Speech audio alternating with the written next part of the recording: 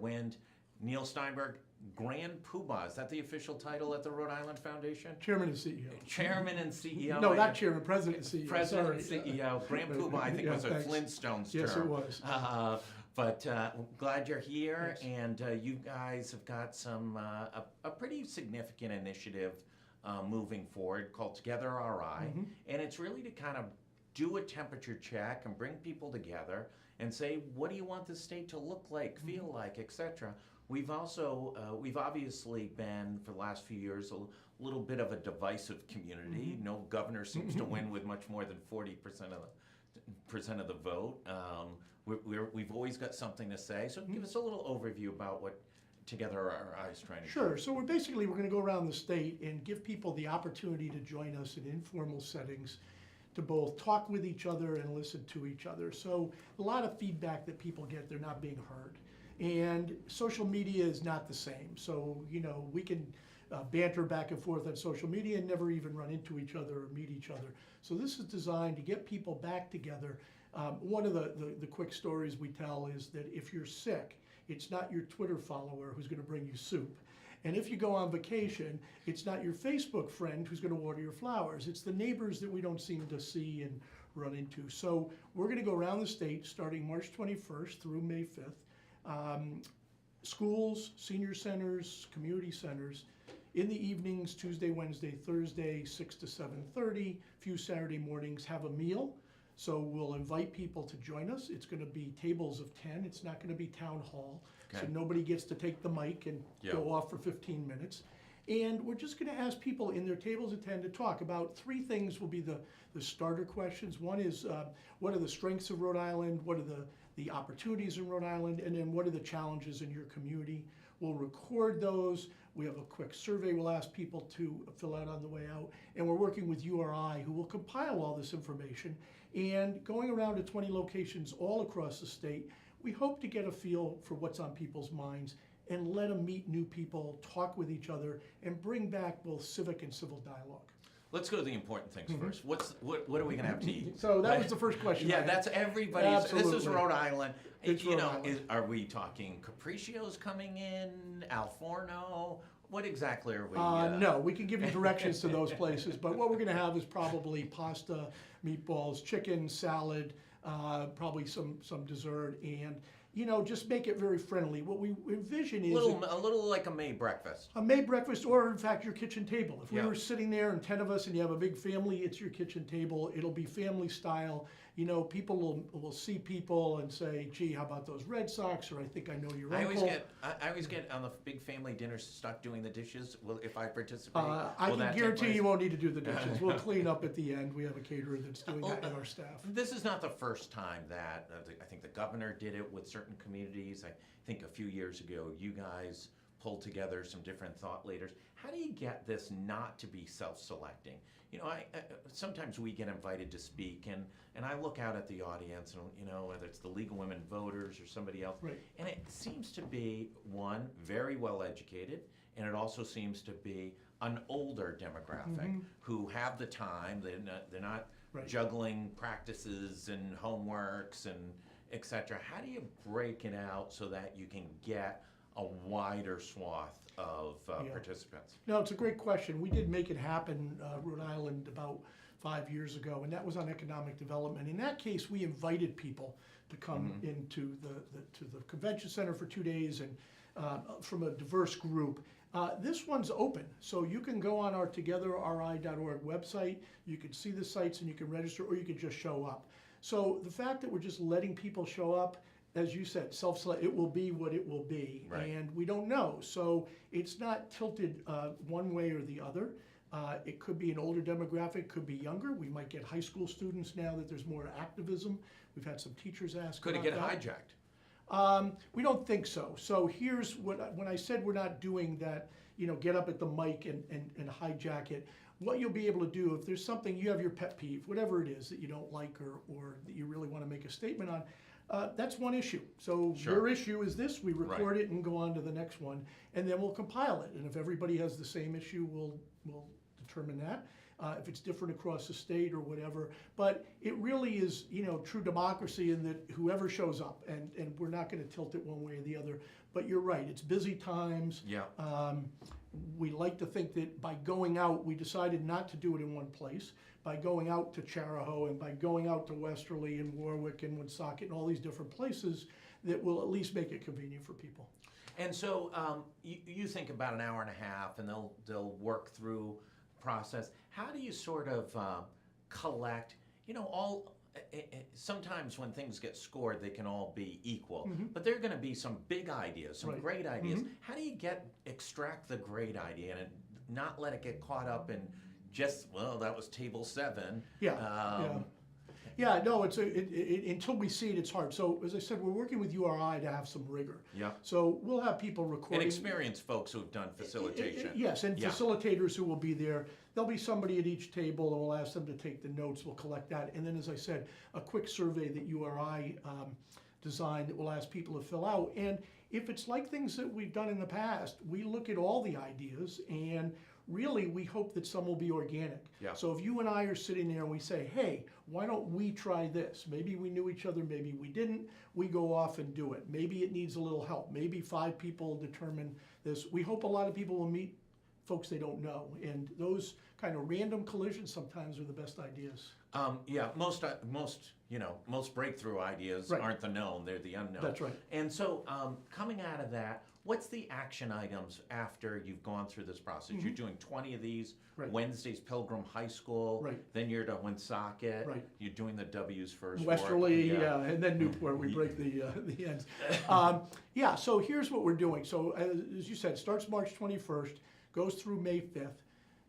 We have an annual meeting on May 24th. At that time, we're gonna roll out what the top line results are. So Sure. maybe Southern Rhode Island and Northern Rhode Island had different issues. Maybe they all had the same. After that, because it'll take a little time, URI will do some deep dives. And what we've promised to do is very transparently put the information out. We will make sure elected officials see the information. We'll make sure that the media, hopefully, come back here and we can talk about what some of the top line ideas, and at least give voice to the people that want to be heard. So how do you break out of, and I'm not saying that the governor's wrong, but we have this discussion. It's usually Gary, a CEO, and Saul Kaplan comes in, and I don't know if the governor's right in the long run, but I know she had some facilitation on economic development when she got elected. You had done it a couple of years ago. I don't remember a lot of discussion. Listen, GE or Johnson & Johnson or Wexford, one of these things may turn into the greatest economic engine in Rhode Island history, may challenge CVS and Hasbro for being a major employer. But I don't think at any of those facilitations, the big idea was let's give tax breaks to out-of-state companies. How do you make sure that these things start to influence the public policy? Nothing's worse than somebody asking you for your opinion and then nobody pays attention. So you go out, you do 20 of these around the state. Let's say you get 100 out of it, at all these. You pile up thousands of people. They all participate. They're passionate about Rhode Island. They want to make Rhode Island better. You come back with the recommendations, and the next governor, whoever the policy, the legislature, don't really jump on it and take some action on it. Yeah, always a challenge. So we talked beforehand and briefed the governor, the speaker, the Senate president. Yep. They know that we're doing this. Hopefully they or their staffs will participate, and we'll bring the information back to them. No guarantees. So we'll see how this works as far as getting heard. But we also have found in the past that many of the projects, many of the ideas are organic enough. You don't need government permission to do everything. Right, So absolutely. when we did make it happen, MedMates was created for the medical technology folks, and the Buy Local initiative got reinvigorated. A lot of things that didn't need either funding or permission from state government, and in the long run, those are the things that sometimes have legs. And then are those things getting benchmarked and measured and on? Yeah, so we know what we're still funding and what we're still supporting. The other thing that we were involved in, as you may remember, is the Brookings study that was done. And so while everything in the Brookings study didn't get implemented, a lot of things that are getting implemented, the Innovation Center, Partnership for Rhode Island, and some of the other things did come out of that grounding that Brookings did and looked across. So It's a lot of things. There's no, as you said, there's no silver bullet. There's no one answer that we're going to hear that's going to be the magic. But we hope it's a small business state. Yep. It's an individual state. It's a very geographically centered, diverse state. We want that diversity of opinion and that diversity of thought to come through. And it really is. You and I have had this discussion offline. It really is a small business state. Correct. I mean, I was just looking at numbers this weekend. There's 90,000 according to SBA. It's really about 40 to 50,000. And 30 of that 40 to 50. 32,000 of them have multiple employees. Right. And and it looks like about half of that has more than 20. This is where Rhode Island. Right. And it's also the stability. Listen, we love Hasbro, and Hasbro may consolidate in downtown Providence, but they also get swept away to Boston. CVS just made the big merger, but if it had been the other way, Que Sera, we just saw it down at Quonset with the loss of 300 or 400, significant jobs down there. How do we really, we have small business people on here regularly. Kate has them. They all say the same thing. Government doesn't care about them. The programs aren't built for them. There are some programs built for them. How do we do a better job getting that message out? Yeah, so that's an important factor because we're always going to be a small business state. Always. We have some of the giants, and what's interesting is I've been around a long time, so I remember when CVS was consumer value stores that were small, and Hasselhoff Brothers became Hasbro, and G-Tech was gaming technologies over Capriccio's. So it is possible that some of these small businesses can grow, but it doesn't always happen. The preponderance are ones where families are rooted here. That's where your civic fabric is. We've been doing a lot of work at the Rhode Island Foundation, looking at what supports this, what organizations, what resources are here to support. The growing, emerging businesses are businesses of color. So you have Latino businesses are the fastest growing. We need to embrace all of these. And whatever the stats are that you were walking through, if each one of those small businesses, even that have over 20, added one employee, the multiplier is spectacular. And so we need to double down, invest in, see what they need, help them grow.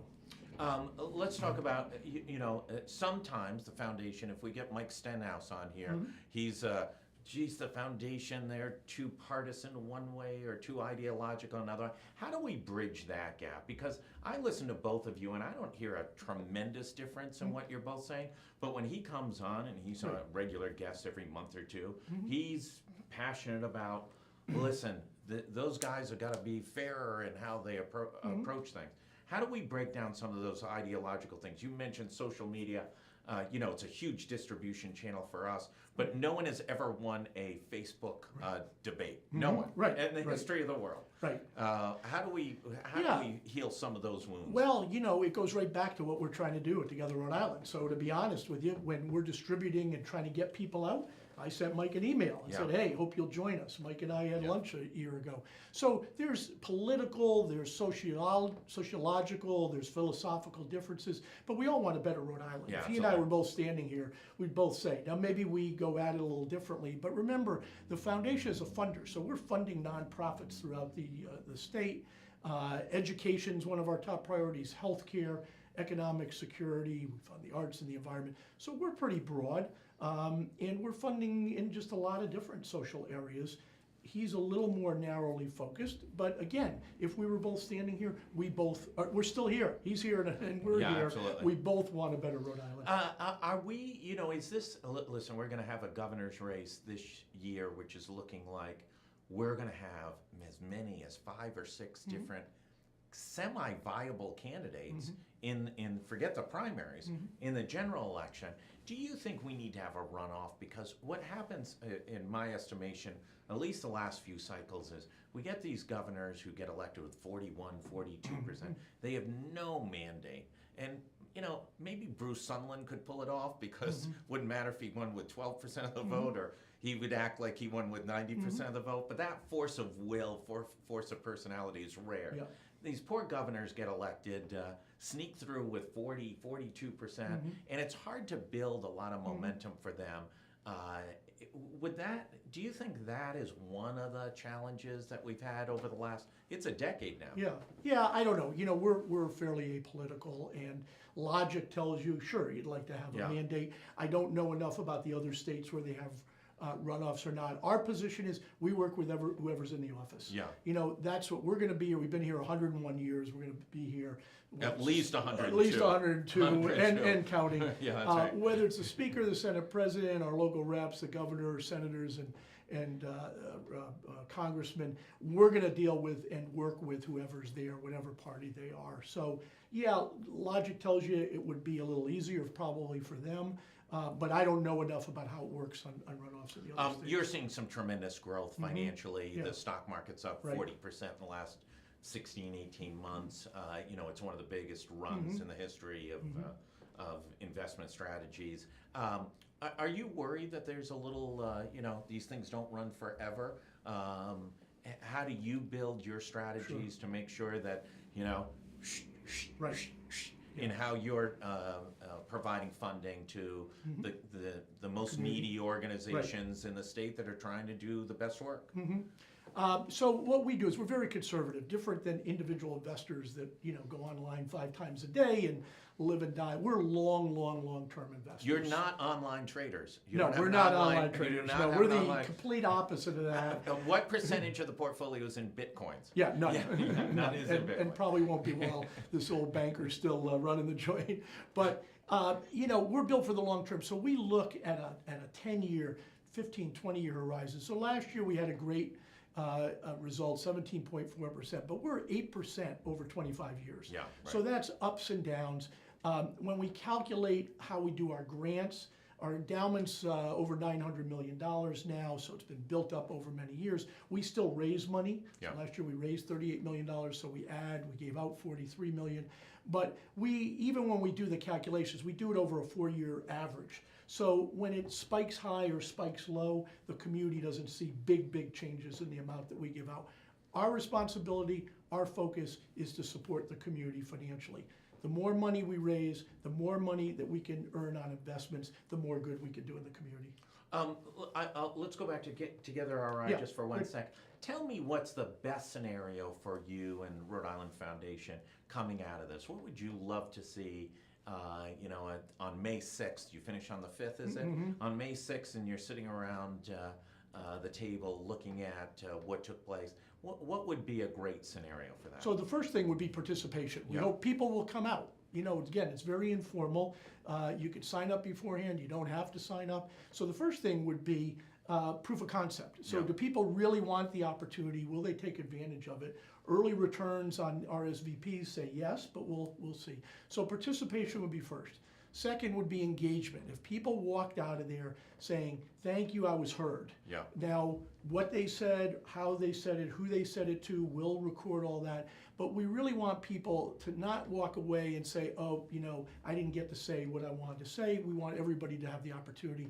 And then I guess the last thing is, and this is the unknown, is what did come out of it? What ideas did we hear? Is transportation in certain parts of the state a big issue? Is safety? Is this or that? And again, shooting for the stars, 10 new ideas that we could say, gee, those are great ideas, let's help jumpstart them. Is that one of the problems that we just haven't had?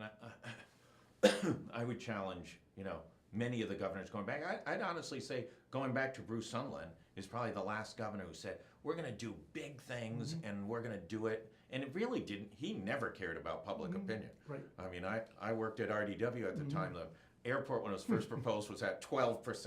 Right. I think the mall was at 22%, and he just didn't care. He thought, listen, big projects reshape the state. They put people to work in the short term, and they're both kind of the projects that even after the development and the construction employment, there would be long-term jobs. Is that one of the things? And is it, listen, it's just hard to do those things because there's so many people complaining and they have so many apparatuses to complain. Yeah, I think, you know, there's two extremes. One is the big idea. You Yeah. know, what's that big honking thing that we can all get behind or not, that somebody has the courage to champion. And then there's the other end, which is a whole lot of grassroots. And we've seen grassroots these days become more popular and more effective. If the right people get together to do something, they can move mountains. And so again, whether it's in technology, whether it's in education, whether it's in pockets of community and do really good community work, we hear about really neat things going on around the state. And we try and publicize and support and invest in positive things around the state. It's hard to find that one big one because, you know, no risk, no reward, and sometimes the big ones don't work. But we do need some game changers. And also, do we kind of beat up our good ideas? You know, Yes. as an entrepreneur who started an idea, and I'll say this straight out, when I came up with the idea of this, most of my closest friends and colleagues were not wonderfully positive on this, that you're going to build a news organization that's going to compete with a daily newspaper that has a newsroom of 120 people. Seemed like a long shot 8 years ago. And I see things like, you know, some of our best entrepreneurs will have an announcement, you know, whether it's Deepwater or Alex and Ani or whomever, and the chirpers, the birds go after them. Well, I mean, God bless them. They're putting hundreds, if not thousands, of people to work. Is that just the nature of being New Englanders and being a little curmudgeon-y, or is that just a matter of our psyche that, listen, we need to work on and do a better job with? Yeah, I think there's definitely room for kind of the attitude adjustment and be a little more positive. There's always risk, and you know, you have to respect the people that are willing to take it and the new ideas. And I don't remember exactly the quote from Edison, but how many times he failed before he invented the light bulb. And there's a lot of that. Many serial entrepreneurs will tell you that, you know, they defied the odds or they had to do at their own risk. I do think that we can embrace more Rhode Island punching above its weight. I think there's a little bit sometimes we're small and we can't do this. But I'm always really amazed how many people once in a while would knock this and that, but they're still here. They love living here. And so as long as we're going to be here, we're very much trying to be a positive voice. If we're going to live here, let's all make it better. And yeah, there's going to be some risk, but let's try it. Listen, I appreciate you coming on. Good luck with this. Let us know if the weather is not to your favor and you reschedule. Let us know. We'll try and get the message out. Embrace social media to get the message out. We are. Good. You know, it's a great tool to get things out. We broke a story Saturday night. It literally did, you know, in matter of hours, tens of thousands of reads. You know, in 4 hours on a Saturday evening. They are the most remarkable tools. I appreciate it, and good luck with this. We look forward to it, and we hope you'll check in maybe at the midpoint, and then come in when the report's done in mid-May, and let us know. So, great, Neil thank Steinberg, you. stay right here. We're just going to finish up. Want to thank everybody for tuning in to Business Monday. Thank Gary Sass, as always, the money man, and always gives some great insights as to what's going on. Thank our friends at Navigant for sponsoring the Broadcast Center, and our friends at Deepwater Wind for sponsoring Business Monday. Another big week on the lounge. Last week was tremendous. The inaugural week, we had 3 great performances that did about upwards of 40,000 views in the first week, blew away anything we ever anticipated connecting with folks. And this week we have 3 more great. Look at for that schedule coming out tomorrow on GoLocalProv.com. 3 o'clock tomorrow, I believe, is Ava Gaudette with Arts and Entertainment. And at 4 o'clock is Kate Nagel with News and Politics. Thanks, everybody, and see you next week.